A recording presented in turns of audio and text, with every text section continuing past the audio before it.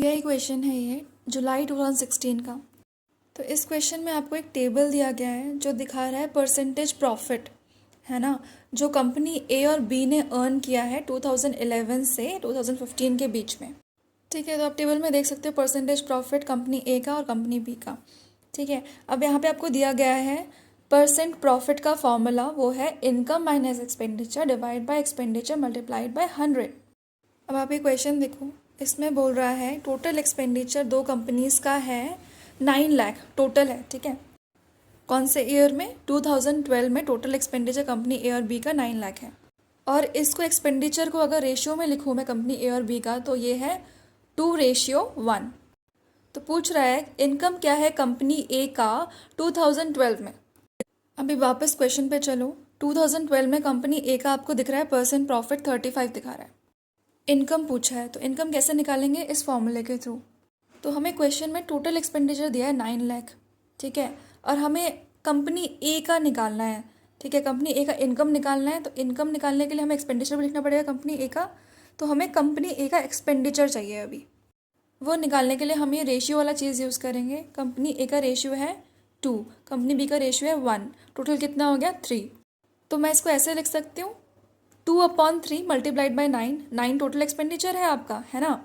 और 2 रेशियो जो है वो कंपनी ए का है, तो 2/3 9 करोगे तो आपका 6 लैक्स आ गया, एक्सपेंडिचर आ गया कंपनी ए का। अब कंपनी बी का निकालने के लिए 1/3 मल्टीप्लाइड बाई 9।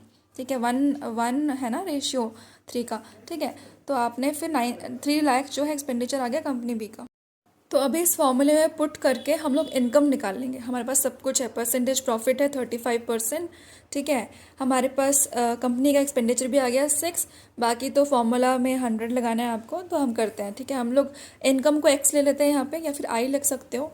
ठीक है, आपने पुट किया 35 = x-6 divide by 6 multiplied by 100। ठीक है, इस 100 को आप नीचे लेकर गए उस साइड में 35 के नीचे। ठीक है, अभी मैं इसको स्प्लिट कर रही हूँ x-6 डिवाइड बाई 6। तो मैं 6 को स्प्लिट कर सकती हूँ x/6 और 6/6 भी लिख सकती हूँ मैं, राइट। तो मैंने वैसे लिखा तो 6 से 6 कट गया मेरा। ठीक है, तो 1 आ गया यहाँ पे और x-6 बचा मेरे पास। अब तो अब मैंने क्या किया, अब मैं जो यही 1 है माइनस का, इसको मैं दूसरे साइड में लेके जा रही हूँ तो प्लस का हो जाएगा। तो यहाँ पे आ गया 0.35 प्लस 1 = x/6। ठीक है, तो यहाँ पे आ गया 1.35, फिर 6 का क्रॉस मल्टीप्लिकेशन हुआ तो 6 मल्टीप्लाइड बाय 1.35, तो मेरा x आ गया 8.1 लाख। क्लियर? अभी आप क्वेश्चन 2 पढ़ो। What is the average percentage profit earn by company? Average कैसे निकालते हो? जितने भी नंबर्स हैं उनको आप सम कर लेते हो और फिर कितना ऑब्जर्वेशन है उसको आप एन में लिखते हो। तो यहाँ पे क्या होगा, देखो कंपनी बी का परसेंटेज प्रॉफिट का आपको एवरेज निकालना है, तो कंपनी बी का देखो, आप सबका समेशन 30 का, 40 का, 35, 50 और 35, ये आ जाता है सम टोटल आपका 190। इसको आप डिवाइड करोगे, कितने साल है? 5 साल दिया हुआ है ना, तो आप डिवाइड करोगे इसे 5 से।